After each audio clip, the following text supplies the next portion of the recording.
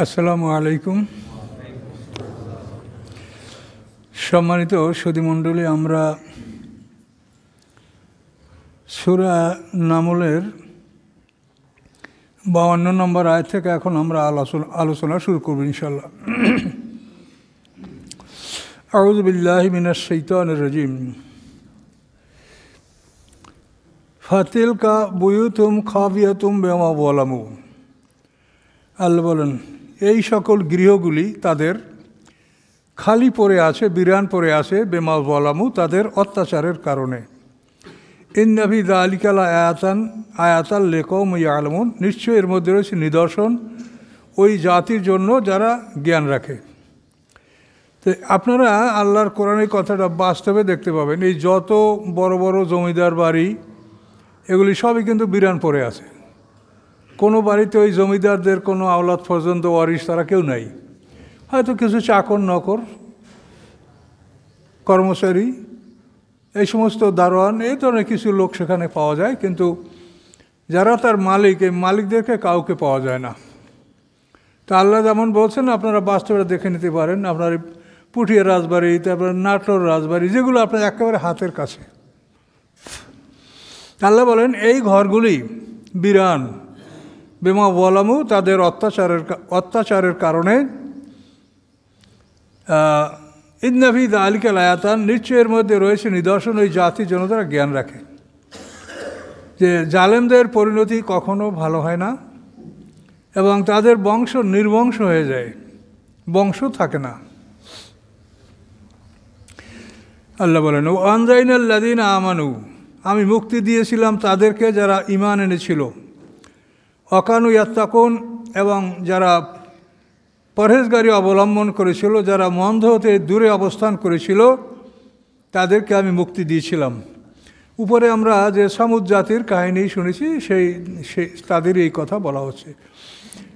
সালেহ আলাইহিস সালাম তাফসীরে বলা আছে অন্তত 4000 উম্মত তার ছিল, যাদেরকে নিয়ে পরবর্তীতে সালেহ আলাইহিস সালাম হাজারামউত অঞ্চলে তিনি বসবাস করেছেন।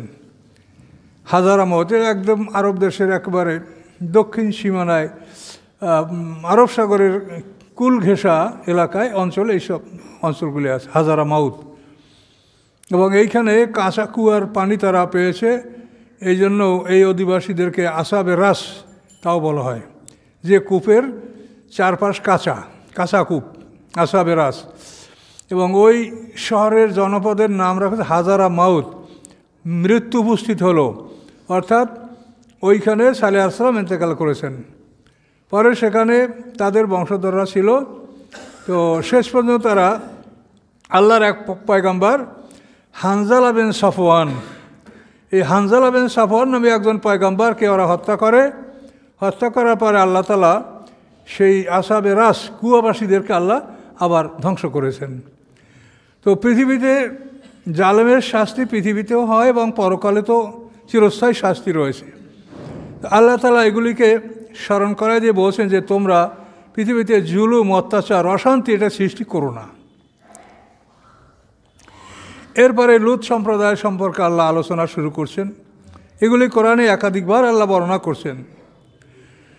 আমরা মানুষ কিভাবে বললে আমাদের জন্য উপকার হবে সেটা আমাদের মালিক বোঝেন। এই জন্য তিনি বারবার এই ঘটনাগুলি কোরআনে উল্লেখ করছেন, যাতে আমরা সাবধান হই, সতর্ক হই। লুতান, অর্থাৎ আমি লুত সম্প্রদায়ের কাছে তাদের পয়গম্বরকে প্রেরণ করেছি। ইয ক্বালা লিকওমিহি, যখন তিনি বললেন তার জাতিকে, আতাতুনাল ফাহিশাতা, তোমরা অশ্লীল কাজ করছো, ওয়া আনতুম তুবসিরুন, অথচ তোমরা জ্ঞান বুদ্ধি রাখো, তোমরা জ্ঞানী। এই লূত আলাইহিস সালাম ইনি হলেন ইব্রাহিম আলাইহিস সালামের সমসাময়িক বড় ভাইয়ের ছেলে। ইব্রাহিম আলাইহিস সালামরা 3 ভাই, হারান, নাখুর, ইব্রাহিম। তো বড় ভাই হচ্ছে হারান, এই হারানের পুত্র হচ্ছে লূত আলাইহিস সালাম, লূত পয়গম্বর। ইব্রাহিম আলাইহিস সালাম যখন নমরুদের রাজ্য তথা বেবিলন থেকে হিজরত করেন, তখন ইব্রাহিম আলাইহিস সালামের সাথে এই লূত, তার বড় ভাইয়ের ছেলে লূত, তিনি ছিলেন। তাহলে ইব্রাহিম আলাইহিস সালাম 3 ভাই, হারান, নাখুর, ইব্রাহিম। বড় ভাই হারান, তার পুত্র লূত। নাখুর হলো ইব্রাহিম আলাইহিস সালাম মেজো ভাই। এই মেজো ভাই নাখুর ইনি হলেন লোকমান হাকিমের দাদা। সূরা লোকমান আছে কোরআনে, লোকমান বিন বাউর বিন নাখুর। আর ছোট হলেন ইব্রাহিম আলাইহিস সালাম। এরা 3 ভাই। পিতা হলো আজর, বাইবেলে তার নাম লেখা আছে তারাক। তো আল্লাহ তাআলা এখানে লূত আলাইহিস সালামের কাহিনী বলছেন। তো ইব্রাহিম আলাইহিস সালাম বেবিলন ত্যাগ করে, অর্থাৎ ইরাকের বেবিলন ত্যাগ করে উনি হারান শহরে হিজরত করেছেন। ওখান থেকে তিনি হেব্রন শহরে হিজরত করেছেন। এই হেব্রন থেকে আরও উত্তর অঞ্চলে হলো লূত সম্প্রদায়ের অঞ্চল, কওমে লূত, এদের অঞ্চলটা আরও উত্তরে। তো আল্লাহ বলেন এই লূত সম্প্রদায় যে একটা খারাপ অভ্যাস ছিল পৃথিবীতে, তারা এই অভ্যাস পুরুষ মৈথুন এটা তারাই পৃথিবীতে প্রথম আবিষ্কার করেছে। আল্লাহ বলছেন তোমরা অশ্লীল কাজ করছো অথচ তোমরা জ্ঞানী, তোমরা জানো, তোমরা বোঝো। আইন্নাকুম লাতাতুন রিজালা শাহওয়াতান, তোমরা কি পুরুষের মাধ্যমে তোমাদের মনের কামনা পূরণ করো? মিন দুনিন নিসায়ে, মহিলাদের পরিবর্তে। বালান্তুম কওমুম তাজহারুন, বরং তোমরা নির্বোধ জাতি। এই কথা পয়গম্বর বললে তারা কি বলল? ফামা কানা জওয়াব কওমিহি, ছিল না কোনো উত্তর তার জাতির, ইল্লা ব্যতীত আনকলু, যে তারা বলেছিল আখরিজু আলা লুত মিন কারিয়াতিকুম, বের করে দাও লুত পরিবারকে তোমাদের এই জনপদ হতে। ইন্নাহুম উনাসুন ইয়াত্তাহরুন, নিশ্চয়ই এরা পবিত্র মানুষ, এদেরকে এই জনপদ থেকে বের করে দাও। এই ছিল তাদের কথা। আল্লাহ বলেন আনজাইনাহু, অতবার আমি লূত আলাইহিস সালামকে মুক্তি দিয়েছিলাম, ও আহলাহু, এবং তার পরিজনবর্গকেও মুক্তি দিয়েছিলাম, ইল্লাম রাতাহু, তার স্ত্রী ব্যতীত। পৃথিবীতে 2 জন মহিলা কাফের যাদের বিবরণ কোরআনে আসে, এক হলো নূহ আলাইহিস সালামের স্ত্রী আর হলো লূত আলাইহিস সালামের স্ত্রী। পয়গম্বরের ঘরে কাফের মহিলাদের অবস্থান ছিল।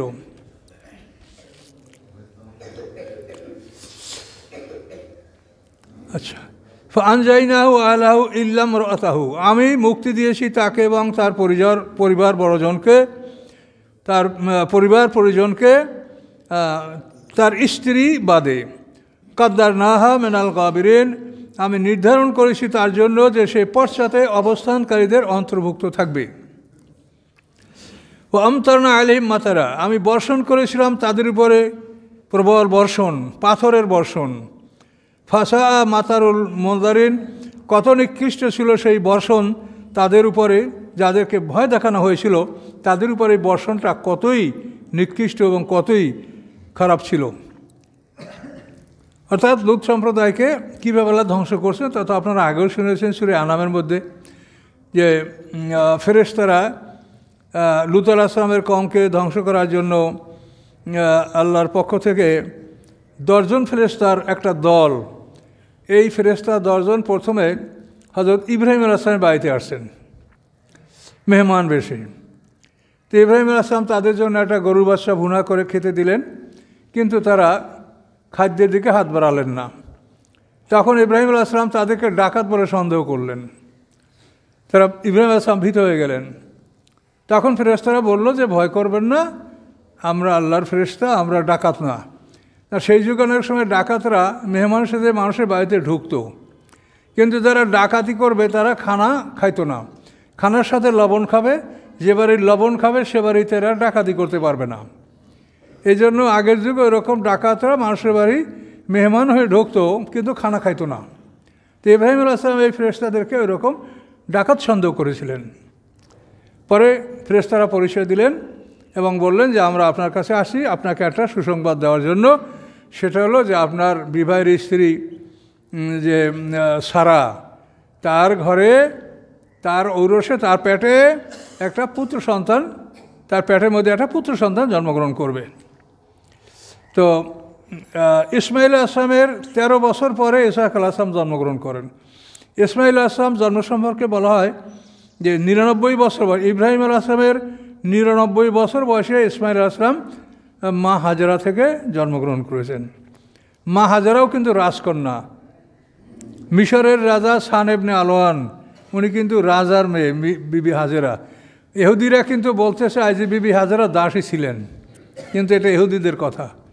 সঠিক ইতিহাস আপনার অনুসন্ধান করেন যে বিবি হাজেরা শান ইবনে আলওয়ান, মিশরের বাদশাহ তৎকালীন, তার কন্যা, রাজার মেয়ে তিনি। ইব্রাহিম আলাইহিস সাথে তার সাথে তিনি বিয়ে দিয়ে দিয়েছিলেন। যেহেতু মা সারার সাথে যে একটা খারাপ আচরণ করার চেষ্টা করে ব্যর্থ হয়েছিলেন, ব্যর্থ হওয়ার পরে তিনি বুঝতে পেরেছেন যে এই মহিলা অত্যন্ত সম্মানের অধিকারী, মহিষী মহিলা। এটা মনে করে ইব্রাহিম আলাইহিস অত্যন্ত সম্মানিত ব্যক্তিত্ব, এই মনে করে মা হাজেরাকে ইব্রাহিম আলাইহিস সাথে বিয়ে দিয়ে দিয়েছিলেন। তিনি স্ত্রী, বিবাহিত এবং রাজকন্যা। আমরাও প্রথম জীবনে বুঝিনি, আমরা মনে করছি বিবি হাজেরা দাসী। আপনারা কমন পুস্তকে কিন্তু এটা পাবেন, পুঁথি পুস্তক, কাসাসুল আম্বিয়া যেগুলো বাংলা, সেগুলির মধ্যে লেখা আছে বিবি হাজেরা দাসী। আচ্ছা, তো ফেরেশতাদের কাছে ইব্রাহিম আলাইহিস সালামের এই পরিচয় হয়ে গেল। তারপর ফেরেশতারা ইব্রাহিম আলাইহিস সালামকে সুসংবাদ দিলেন যে সারার গর্ভে পুত্র সন্তান জন্মগ্রহণ করবে, ইসহাক আলাইহিস সালাম জন্মগ্রহণ করবে। এই কথাটা বিস্তারিত কোরআন শরীফে আছে। এই কথা শুনে বিবি সারা ফাসাক্কাত ওয়াজহাহা ওয়াকালাত আজুজুন হাকিম, তিনি এভাবে কপালে থাপ্পড় মেরেছিলেন আর বলেছিলেন যে আমি বৃদ্ধা বন্ধা, আই হ্যাভ অ্যাটেন্ড মাই ডোটেজ, আমি চরম বার্ধক্যে উপনীত হয়েছি। তো ফেরেশতারা বললেন যে আল্লাহ আমাদেরকে পাঠাইয়েছেন এবং এই 10 জন পাঠিয়েছেন এই জন্যই যে একজনের কথা 10 জনের কথা সমান না। 10 জনে একটা কথা বললে সেটা বিশ্বাসযোগ্য হয়। কাজে আমরা এই 10 জন ফেরেশতা আসছি যে আপনি যাতে বিশ্বাস করতে পারেন যে আপনার পুত্র সন্তান হবে।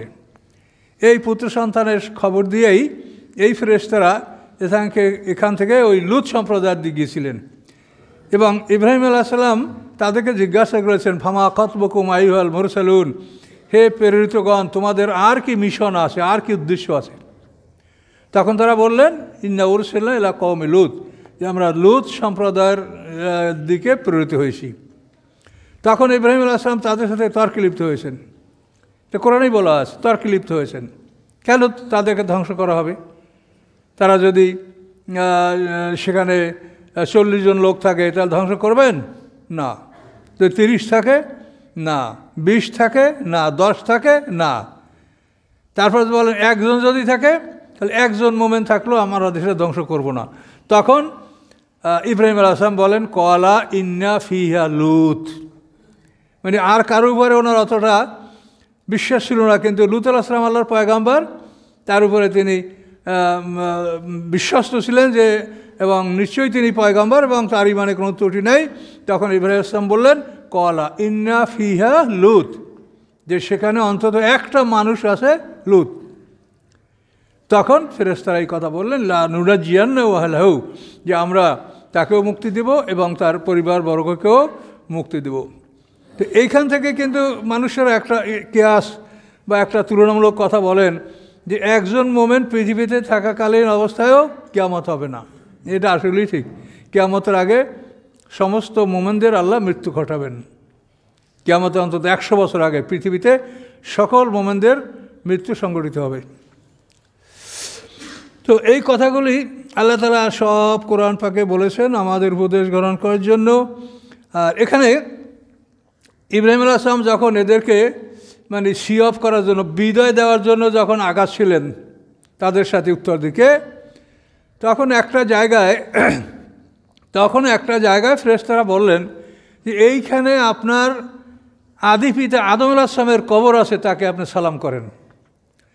তখন ইব্রাহিম আলাইহিস সালাম আদম আলাইহিস সালামের কবরে সালাম করেছেন, কিন্তু অন্যরা এই কবরের সন্ধান জানে না। তো আদম আলাইহিস সালামের কবর এখানে আসলো কী করে? এটার ঘটনা হলো যে আদম আলাইহিস সালামকে কবর দেওয়া হয়েছিল আবু কুবাইস পাহাড়ে। এটা আপনারা দেখেছেন কাবাঘরের পূর্ব দিকে প্রথম যে পাহাড়টা দেখা যায় ওটা আবু কুবাইস পাহাড়। আবু কুবাইস এক ব্যক্তির নাম। তো ওই ব্যক্তি সর্বপ্রথম ওই পাহাড়ে বসবাস করেছে, এই জন্য তার নাম অনুসারে পাহাড়টার নাম রাখা হয়েছে আবু কুবাইস পাহাড়। তো ওই পাহাড়ে একটা গুহা, যেই গুহাটার নাম হচ্ছে মাগারাতুল কুনুজ, ধনভাণ্ডারের গর্ত গুহা। ওই গুহার মধ্যেই হিজরি আসওয়াদকে লুকিয়ে রাখা হয়েছিল নূহ আলাইহিস সালামের প্লাবনের সময়। তো তাফসীর কাকা বলেন যে এই মাগারাতুল কুনুজে আদম আলাইহিস সালামকে দাফন করা হয়েছিল। কিন্তু এই প্লাবন সম্পর্কে যে তাফসির আমরা পাই সেখানে এই কথা পাওয়া যায়, আদম আসলাম বলেছেন তার সন্তানদেরকে যে অচিরেই এখানে একটা আল্লাহর শাস্তি আসবে, প্লাবন আসবে, তো সব কাফেররা মারা যাবে, মুসলমানরা এখান থেকে যারা আছে তারা নৌকায় আরোহণ করে চলে যাবে, তখন আমি একা থাকবো, এটা আমার জন্য খুব কষ্টকর মনে হবে যদিও আমি কবরে থাকবো। কাজেই তোমরা যখন এখান থেকে সকল মুসলমানরা চলে যাবে তখন তোমরা আমার লাশটাকে নিয়ে যেও। এই লাশ নেওয়ার ঘটনা কিন্তু ইউসুফ আলাইহিস সালামের ব্যাপারও এটা আছে। ইউসুফ আলাইহিস সালাম মিশরে মারা গেছেন, কিন্তু তাকে সিরিয়ার হেব্রান শহরে তার বাপ দাদা যে ওখানেই তাকে কবর দেওয়া হয়েছে। এখানেও ঠিক আদম আলাইহিস সালাম বললেন যে তোমরা যখন চলে যাবে আমার লাশ নিয়ে যাবে। তো এই জন্য তাফসিরে বলা আছে যে নূহ আলাইহিস সালামের প্লাবনের সময় খিজির আলাইহিস সালাম একে দিয়ে আল্লাহ বিভিন্ন কার্য সম্পাদন করে থাকেন। একজন মানুষ, সে নবী না, একজন ওলি আল্লাহ বা আল্লাহর বিশেষ বান্দা। তো এই খিজির আলাইহিস সালাম আদম আলাইহিস সালামের লাশকে এই মাগারাতুল কুনুজ থেকে বের করে নৌকায় তুলেছিলেন, এবং এই নৌকাটা যেহেতু ইরাকের জুদি পাহাড়ে থেমেছিল, এটা আপনারা জানেন, কোরআনেই বলা আছে ওয়াস্তাওয়াত আলাল জুদি। তো পরবর্তীতে এই ইরাক অঞ্চলে, সিরিয়া অঞ্চলে আদম আলাইহিস সালামকে দাফন করা হয়েছে। কাজে আদম আলাইহিস সালামের কবর সিরিয়ায় এইভাবেই ট্রান্সফার হয়েছে কবর, কিন্তু এই জায়গাটা কারো জানা নাই, শুধু ফেরেশতারা ইব্রাহিম আলাইহিস সালামকে দেখিয়ে দিয়েছিলেন যে এইখানে আপনার পিতা আদম আলাইহিস সালামের কবর, তাকে সালাম করুন। এই ঘটনাগুলি সবই কোরআনে আছে, কিন্তু বিক্ষিপ্তভাবে আছে, আপনাদেরকে মোটামুটি এক জায়গায় করে আমি বললাম। এরপরে লুত সম্প্রদায়কে আল্লাহ ধ্বংস করার সময় ওই ফেরেশতারা, লুত আলাইহিস সালাম মাঠে কাজ করেন, তখন ওইখানে ফেরেশতারা গিয়ে তাকে বলেন যে আমরা বাইরের, আমাদেরকে আপনার বাড়িতে আশ্রয় দিন, আমরা আপনার বাড়ি মেহমান হব। তখন লুত আলাইহিস সালাম পয়গম্বর, সে এটা অস্বীকার করতে পারেন না, কারণ মেহমানদারি করা তো ওয়াজিব। কেউ যদি অচেনা মানুষও আপনার বাড়ি মেহমান হয়, তো আপনাকে 3 দিনের জন্য তার সেবা যত্ন করা, এটা শরীয়তে এটা বিধিবদ্ধ, এবং এটাকে অজেবে বলা হয়েছে। যদি কোনো মানুষ আপনার কাছে আশ্রয় চায়, তা 3 দিন পর্যন্ত আপনি তার সেবা যত্ন করবেন, বিদায়ের সময় কিছু হেফাজা ক্লান্সও দিয়ে দিবেন। মেহমানদারি করা এবং মুসাফিরদের সেবা করা, এটা এভাবে আমাদের শরীয়তে বলা হয়েছে। এখন লুত আলাইহিস সালাম বলতে পারছেন না যে আমরা আপনাদেরকে মেহমানদারি করাবো না, কিন্তু মনে মনে খুব ভীত হয়ে গেলেন যে এই লোকগুলি খুব সুন্দর চেহারা, এদেরকে নিয়ে আমি বাড়ি গেলে কি বিপদ ঘটে, আর জাতি তো ওইরকমই। তো এই ফেরেশতাদের সাথে লুত আলাইহিস সালাম একবার করে 4 বার তাদেরকে বললেন যে আমার এই জাতি অত্যন্ত খারাপ, এরকম খারাপ মানুষ পৃথিবীতে আর নাই। এটা 4 বার বলেছেন, বিভিন্নভাবে উল্লেখ করে করে। তো তাফসীরকাররা বলেন যে সাক্ষীর সর্বোচ্চ সাক্ষী হলো 4 সাক্ষী। সাধারণভাবে 2জন সাক্ষী যথেষ্ট, কিন্তু সর্বোচ্চ সাক্ষী জেনার বিচারে এটা 4 জন সাক্ষী। তো এখানে পয়গম্বরের মুখ থেকে তারা 4 বার সাক্ষী নিলেন যে এই জাতিটা খারাপ। এই 4 বার সাক্ষী গ্রহণ করার পরে তারা নিশ্চিত হলেন যে এই জাতিকে ধ্বংস করা হবে, এবং ধ্বংসের জন্য প্রমাণটা তারা গ্রহণ করলেন। আল্লাহ পাঠিয়েছেন, তারপর এই প্রমাণটা তারা সংগ্রহ করলেন যে পয়গম্বর তাদের বিরুদ্ধে 4 বার সাক্ষী দিয়েছেন, এরা অত্যন্ত খারাপ জাতি।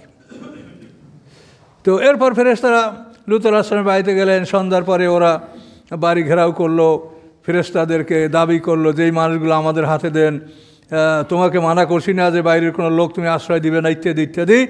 তখন লুত আলাইহিস সালাম খুবই আফসোস করলেন, এবং তার কথাগুলি সবই কোরআনে বলা আছে।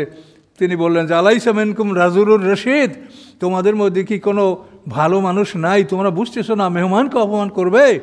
তখন ফেরেশতারা বললেন যে আপনি ঘাবড়াবেন না, আমরা আল্লাহর ফেরেশতা, ভয় নেই আপনার। তখন জিবরাইল পাকা একটা ঝাপটা মেরেছে, এই পাকা ঝাপটার কারণে ওরা সবাই অন্ধ হয়ে গেছে। ওরা অন্ধ অবস্থায় ওখানে অবস্থান করছিল, আর তারপরও ভয় দেখাচ্ছিল আমরা দেখাই দেবো তোমাকে, এই সেই। কিন্তু শেষ রাতে আল্লাহ তাআলার হুকুমে ফেরেশতারা এদেরকে ওর থেকে বের করে দিলেন, এবং তারা লুত আলাইহিস সালামের স্ত্রী তো ধ্বংস হতে পেলেন। তার 2টা মেয়ে ছিল খাঁটি মুসলমান, তার একজনের নাম হলো জাগরাতা, আর একজনের নাম হলো রিসা। এই 2 কন্যা ছিল লুত আলাইহিস সালামের, এবং তাদেরকে যে শহরে যেতে বলেছিল সেই শহরের নাম তাফসীরে বলা আছে গৌরজাগর। কারণ এইসব নাম তো আর এখন নাই, আর প্রবর্তন হয়ে যে কী হয়েছে তা আমরা বলতে পারবো না। তো জাগ্রাতা এবং রিচা এবং লূত আলাইহিস সালাম গৌরজাগার নামক শহরে তারা শেষ রাতে বের হয়ে গেলেন। বের হওয়ার পরে শেষ রাতে জিবরিল আমিন ওই ভূখণ্ডটা যে অঞ্চল নিয়ে এই লূত সম্প্রদায় বাস করত, তারা মানে 5টা সম্প্রদায় ছিল, সেই সম্পূর্ণ মাটির তাদের জমিটা পৃথিবীতে পৃথক করে জিবরিল আমিন বাম হাত থেকে ধরে উপরে তুলে একেবারে আসমান পর্যন্ত ওখান থেকে উল্টে ফেলাই দিয়েছেন। ফেলাই দিয়ে তারপর পাথরের বর্ষণ আল্লাহর হুকুমে বর্ষিত হয়েছেন। প্রত্যেকটা পাথরে নাম লেখা ছিল যে কোন পাথর কাকে বিদ্ধ করবে, আঘাত করবে। মুসাওয়ামাতান রব্বিকা লিল মুসলিম, মুসাওয়ামাত মানে নিশান করা, চিহ্নিত কোন পাথর কাকে আঘাত করবে। এভাবে আল্লাহ তাআলা এই সম্প্রদায়কে ধ্বংস করেছেন। এগুলি আমাদেরকে আল্লাহ কেন শোনাচ্ছেন? যে তোমরাও যদি অন্যায়ের পক্ষে থাকো বা অন্যায় করো, তা তোমাদেরও ধ্বংস আসবে এবং তোমাদের পরিণতি খারাপ হবে। এই নসিহতগুলি আল্লাহ তাআলা আমাদের করছেন, পূর্ববর্তী জাতির ইতিহাসগুলি আমাদেরকে শোনাচ্ছেন। এবং মনে রাখতে হবে যে আল্লাহ তাআলার কথা সবাই শোনে, সব কিছুর মালিক আল্লাহ। আকাশ পৃথিবী জমিন এর মাঝে যা কিছু আছে, আল্লাহ বারবার বলেন আকাশ পৃথিবী তার মাঝে যা কিছু আছে সব কিছুর মালিক আমি। এখন আল্লাহ বলেন কুল আলহামদুলিল্লাহ, বলুন আলহামদুলিল্লাহ। এই আয়াত দ্বারা প্রমাণ হয় মানে কোনো জালেম জাতির ধ্বংসের পরে আপনি আলহামদুলিল্লাহ বলবেন, আলহামদুলিল্লাহ রাব্বিল আলামিন। কোনো জাতির ধ্বংসের সংবাদ শুনে আপনি ফিনারে জাহান্নামা এগুলা বলবেন না, বলবেন আলহামদুলিল্লাহ রাব্বিল আলামিন। এই যে অকুল আলহামদুলিল্লাহ, আল্লাহ আদেশ দিয়েছেন যে বলো সমস্ত প্রশংসা আল্লাহর। সালামুন আলা ইবাদিহি, এবং শান্তি তার বান্দাদের উপরে। কোন বান্দা? আল্লাযীনা ইসতাফা, যে বান্দাদেরকে আল্লাহ তাআলা বাছাই করেছেন, মনোনীত করেছেন। এখন আল্লাহ বলেন এই যে তোমাদেরকে শোনানো হলো, এখন বলো আল্লাহু খায়রুন আম্মা ইউশরিকুন, আল্লাহ কি উত্তম না তারা যেগুলি শরিক করে সেগুলি উত্তম? আমার বলবো আল্লাহ সর্বোত্তম। এরপরে আমাদের পারা শুরু হচ্ছে 20 পারা। আম্মান খালাকাস সামাওয়াতি ওয়াল আরদা, এই পিছনের কথার সাথে এটা সম্পৃক্ত যে ওরা যা শরিক করে, আল্লাহর অংশীদার সাব্যস্ত করে, তারা কি ভালো না ওই আল্লাহ ভালো যিনি খালাকাস সামাওয়াতি ওয়াল আরদা, যিনি আকাশ পৃথিবী সৃষ্টি করেছেন? আমরা বলবো আমাদের আল্লাহ, সবাইর আল্লাহ, যিনি আকাশ পৃথিবী সৃষ্টি করেছেন তিনি উত্তম। ও আনজালা লাকুম মিনাস সামাই মা, এবং তিনি নাজেল করেন, অবতীর্ণ করেন আকাশ থেকে পানি, বর্ষণ করেন আকাশ থেকে পানি। আম্বাতনা বি হাদায়কা, আল্লাহ বলেন উৎপাদন করি আমি ওই বর্ষার সাহায্যে বাগানসমূহ, যা তা বাহাচা, যা উজ্জ্বল চকচকে মনোরম সুন্দর। মা কান আলাকুম আংতুম্বিতু সাজারহা, তোমাদের কোনো ক্ষমতা নাই যে তোমরা এর বৃক্ষগুলি উৎপাদন করবে। কি আমরা পারি? আমরা দানাটা মাটিতে রাইখে এসে বাড়িতে ঘুমাই, এখন ওটা ওখানে বসে কে তাকে বাড়ায়, কে অঙ্কুরিত করে, কে বড় করে? আমরা কিছু করি? আল্লাহ বলেন সেই জন্য যে মা কানালাকুম আনতুম্বিতু সাজারহা, তোমাদের কোনো ক্ষমতা নাই যে তোমরা এই গাছগুলিকে উৎপাদন করবে, জন্মাবে। আইলাহুম্মা, আল্লাহ বলো আল্লাহর সাথে কি কেউ আছে? না, লা ইলাহা ইল্লাল্লাহ বলবেন। বালহুম কওমুন ইয়াদিলুন, বরং তারা এমন একটা সম্প্রদায় যারা আল্লাহর সাথে শরিক করে, আল্লাহর অংশীদার সাব্যস্ত করে। আবার প্রশ্ন যে তাদের ওই দেবদেবীগুলি কি ভালো না আম্মান জাআলাল আরদা কারারা, না ওই আল্লাহ ভালো যিনি করেছেন তোমাদের জন্য পৃথিবীকে কারারা, বাসস্থান, তোমাদের আশ্রয়স্থল। ও জাআলা খিলালা আনহারা, এবং সৃষ্টি করেছেন পৃথিবীর মাঝে নহরসমূহ। ও জাআলা লাহা রওয়াসিয়া, এবং স্থাপন করেছেন এই পৃথিবীর মধ্যে পাহাড়সমূহ।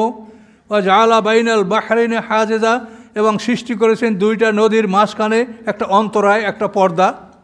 আইলাহুম্মা, আল্লাহ আছে কি আল্লাহর সাথে কোনো ইলাহ? লা ইলাহা ইল্লাল্লাহ, না, আল্লাহর সাথে কোনো ইলাহ নাই। বাল আকসারুহুম লা ইয়ালামুন, বরং তাদের অধিকাংশ এই সত্যকে জানে না। কয় মিনিট আছে? 10 মিনিট আছে। আম্মা ইউজিবুল মুত্তাররা যা দাহু, অথবা আছে কি কেউ যে জবাব দিবে বিপদগ্রস্তকে? মোত্তাররা, যে বিপদে পড়ে আশ্রয় কামনা করে, আছে কি এমন কেউ যে বিপদগ্রস্তকে বিপদগ্রস্তের ডাকে সাড়া দিবে, এজা দাহু, যখন আল্লাহকে ডাকে, ওয়াকশিবু সুয়া, এবং সে দূর করবে তার ক্ষতি, অনিষ্ট, বিপদ, ওয়াজা আলুকুম খুলাফা আল আরদে, এবং করেছেন আল্লাহ তোমাদেরকে পৃথিবীর খলিফা। আইলাম মা, আল্লাহ বলো, আল্লাহর সাথে কি কোনো ইলাহ আছে? লা ইলাহা ইল্লাল্লাহ, না। কালিলাম মা তাযাক্কারুন, অতি সামান্যই তোমরা উপদেশ গ্রহণ করছো। এই যে মোত্তারা, বিপদগ্রস্ত, দেখেন ইউনূস আলাইহিস সালাম, তিনি একটা ভুলের কারণে তিনি তার জাতি থেকে পালায়ন করেছিলেন। তো বিরাট কাহিনী কোরআনে আছে। তো পালায়ন করার পরে তিনি একটা নৌকায় আরোহণ করলেন, সেই নৌকায় তিনি দোষী সাব্যস্ত হলেন, শেষ পর্যন্ত তাকে নদীতে নিক্ষেপ করা হলো।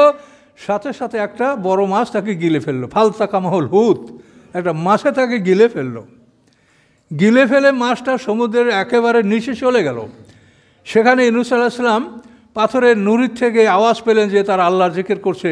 তখন তিনি আল্লাহকে ডাক দিয়ে বললেন, লা ইলাহা ইল্লা আনতা সুবহানাকা ইন্নী কুনতু মিনাজ জালিমিন। এই হলো আম্মা ইউজিবুল মুত্তাররা।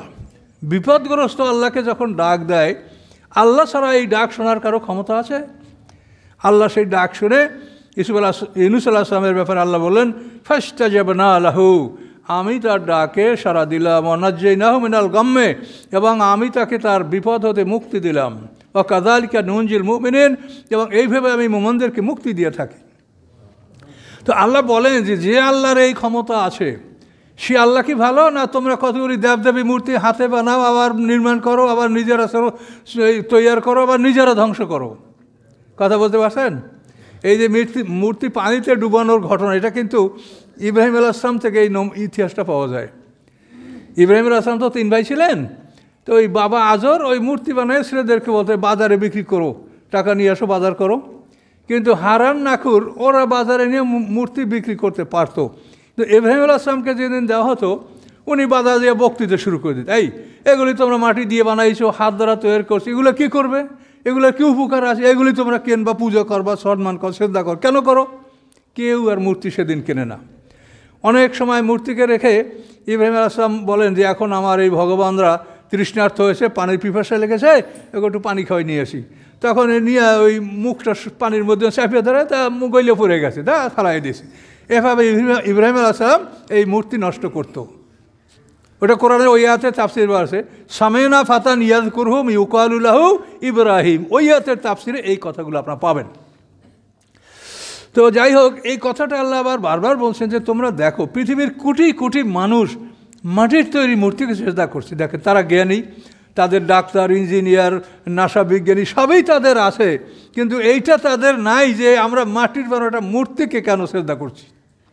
শয়তান তাদেরকে কিভাবে গ্রাস করেছে সেই কথাটা বলে যে তোমরা কার ইবাদত করছো, কাকে ডাকছো? কুমিরের পায়ে কদম বুসি করে। খানজান আলী দরগার বাগেরহাট কুমির ডাঙ্গা উঠে রাখছে, তো মানুষের কুমিরের লেজে হাত দিয়ে তার কপালে লাগায়। কেমন বোঝেন? তুমি আশরাফুল মাখলুকাত মানুষ হয়ে তুমি কুমিরের লেজে তুমি সালাম করছো, তার কপালে মুস্ত কুমিরের লেজ। তো এই যে মানুষ যে নির্বোধ, মানুষের মধ্যে কিন্তু ইবাদত করার টেন্ডেন্সিতে থাকবে। কেন? আল্লাহ বলেন যে আমি জিন ইনসানকে আমার ইবাদত করার জন্য সৃষ্টি করেছি। এই জন্য সবাই মনে চায় যে ইবাদত আমি করব, কিন্তু ইবাদত কার করতে হবে এইটা বলে দেওয়ার জন্য পয়গম্বররা দুনিয়াতে আসে। ইবাদত করার টেন্ডেন্সি প্রত্যেকটা মানুষের মধ্যে থাকে, এবং ওই যে জাকারে ওইটা না করা পর্যন্ত তার কিছু ভালো লাগে না। যে মোরশেক সে সকালবেলা উঠে সূর্যকে পূজা না করলে বা দেবদেবী পূজা না করলে, মক্কার লোকেরা কাবাঘর তওয়াফ না করে কোনো কাজ করতো না। কিন্তু ইবাদত করার টেন্ডেন্সি কিন্তু মানুষের মধ্যে আছে, কিন্তু সেইটার সঠিক লাইনটা বলে দেওয়ার জন্য পয়গম্বর, কি বুঝতে পারছেন? সেই লাইনটা ক্লিয়ার করার জন্য আসমানি কিতাব। এখন যদি এইখানে না আসেন তা আপনি ক্লিয়ারেন্স কীভাবে পাবেন বলেন? তো মানুষ এই কোরআন থেকে দূরে, এইটাই পৃথিবীর সবচাইতে বিপদ, মহাবিপদ এটাই যে মানুষ আমরা কোরআন থেকে দূরে। আপনারা তো জানেনই সব কিছু, যে কোরআন নিয়ে কী কী হচ্ছে শহরে, আমাদের মতো আমরা আলেমরা কী করছি আপনারা সব জানেন, এটা আমার বলতে হবে না। তো ইদানিং একটা কথা আপনাদেরকে বলি, উপদেশ। এই পৃথিবী যে দেখতে পাচ্ছেন, এই পৃথিবীতে এমন 4টা লোক ছিল যারা সারা পৃথিবীর বাদশা ছিল। 2 জন মোমেন, 2 জন কাফের।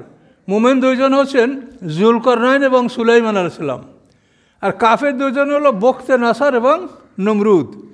এই নমরুদ সারা পৃথিবীর বাসা, সে আল্লাহর আগুন ব্যবহার করে আল্লাহর প্রিয়তম বান্দাকে পোড়াইয়া মারার চেষ্টা করছিল, কি ঠিক কিনা? আগুনের মালিককে, তে আল্লাহ আগুনের মালিক, সেই আগুন দ্বারাও আল্লাহর প্রিয়তম বান্দা ইব্রাহিম আলাইহিস সালামকে পোড়াইয়া মারবে, কিন্তু ও কি পেরেছিল? হ্যাঁ, আগুন ফুলবাগানে পরিত হয়েছে। আল্লাহ বলেন কুল্লা ইয়া নারু কুনি বারদাম ওয়া সালামান আলা ইব্রাহিম। তাহলে তুমি যত শক্তির মালিক হও, সারা পৃথিবীর বাদশাহ, কিন্তু তোমার জানা উচিত যে আগুনের মালিক আল্লাহ, আল্লাহ ছাড়া এটার কেউ মালিক নাই। এটা আপনারা দেখছেন, এটা বিরাট কাহিনী, আপনারা কোরআনে বিভিন্ন জায়গায় এটা আছে। আবার দেখেন বর্তমানে আল্লাহ তাআলা একটা জাতিকে আগুন দ্বারা পোড়াইয়া মারবেন। এখন এই আল্লাহর সাথে মোকাবেলা করার জন্য তারা পৃথিবীর সমস্ত শক্তি, পৃথিবীর শ্রেষ্ঠ রাজা এবং সমস্ত শক্তি এই আগুন নির্বাপন করার জন্য ব্যবহার করছে না? পানি, গ্যাস, আরও যত কিছু আছে আমরা জানি না, এই সব কিছু দিয়ে তারা চেষ্টা করে আগুন নিভাতে পেরেছে। আল্লাহ বলেন ওটার মালিক আমি যদি আদেশ দিতে আমার কথাই শুনবে, তোদের কথা শুনবে না। কি বলতে পারছেন? আগুন কার কথা শোনে? আল্লাহর কথা। পানি কার কথা শোনে? পানি হারিয়ে গেছে। আমরা তো খবর দেখেন না যে পানি হারিয়ে গেছে? আল্লাহ কোরআনে থ্রেট দেয় নেই? সূরা মুলকের মধ্যে কুল আর ওই তুমি নাসওয়া মাকুম গৌরম ফামায়াতি কুম্বি মাইম মাইন, আল্লাহ থ্রেট দিচ্ছেন না যে আপনি জিজ্ঞাসা করেন তোমাদের পানিকে যদি আল্লাহ অতল গভীরে লুকিয়ে দেন, অতল তলদেশে যদি তোমাদের পানিকে আল্লাহ হারিয়ে দেন, কে আছে তোমাদের জন্য প্রবাহমান পানি নিয়ে আসবে? কেউ আছে? থাকলে তো বিশ্বের শ্রেষ্ঠ রাজা তারাই বাইর করতে পারছে। কাজে এটার দ্বারা শুধু আপনি বোঝেন যে আল্লাহর সাথে মোকাবেলা করা যাবে না। কাজেই তুমি সারা বিশ্ব ধ্বংস করার জন্য বোমা তৈরি করে রাখছো, ওটা আল্লাহর কাছে বেলুনের চাইতেও তুচ্ছ, ওটা কিচ্ছুই না। কাজে ওটা আল্লাহ যদি ইচ্ছা করে তো ওটার দ্বারা তোমার কোনো ক্ষতি করতে পারবে না। মুসলমানরা খালি হাতে আর ঈসা আলাইহিস সালাম বল্লম নিয়ে তোমাদের বিরুদ্ধে যুদ্ধ করবেন এবং জয়যুক্ত হবেন, সারা পৃথিবীতে আল্লাহর দিন কায়েম হবে। কাজে তোমরা যে আল্লাহর বিরুদ্ধেই তার নিয়ামত নিয়ে, আল্লাহর নিয়ামত নিয়ে আল্লাহর বিরুদ্ধে তোমরা সংগ্রাম করছো, মানুষ মারছো, গাজায় হাজার হাজার নিরপরাধ নারী শিশু তোমরা তাদের হত্যা করছো, আর এদিকে আল্লাহ তাআলা এবার একটু চেষ্টা দেখাই দিলেন যে আমি যদি তোমাকে মারি তোমাকে কে রক্ষা করতে পারে? তুমি সারা বিশ্বের শ্রেষ্ঠ রাজা, তোমার কি আছে? শুধু আগুন নিভাবার জন্য যত বিমান আমেরিকা আছে, অনেক দেশে সব বিমানও অতগুলি নাই, এভিয়েশন ফাইটার এগুলো সব মিলিয়ে একটা দেশে যা আছে, আমেরিকার একার অগ্নি নির্বাপক বিমান তার সাথে বেশি আছে, কিন্তু কিছুই করতে পারছে না। দেখেন একটা শহর পুরে ছাই হলো। আল্লাহ দেখান নমুনা যে আমার বিরুদ্ধে লড়াই করো না, এই আগুনের মালিক তুমি না, পানির মালিক তুমি না, গ্যাসের মালিক তুমি, এটার মালিক আমি আদেশ দিলেও শুনবে, আর আমার আদেশ যদি আমি না দেই, আমি যা করতে বলি তাই করবে।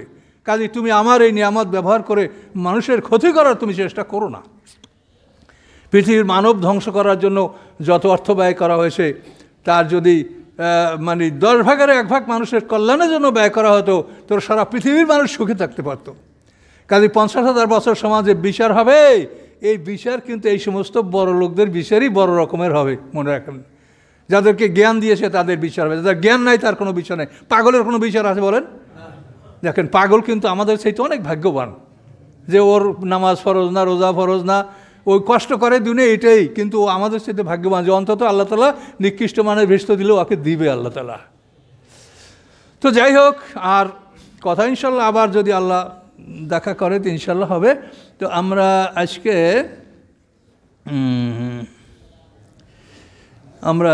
61 নম্বর আয়াত পর্যন্ত আমাদের হয়ে গেছে।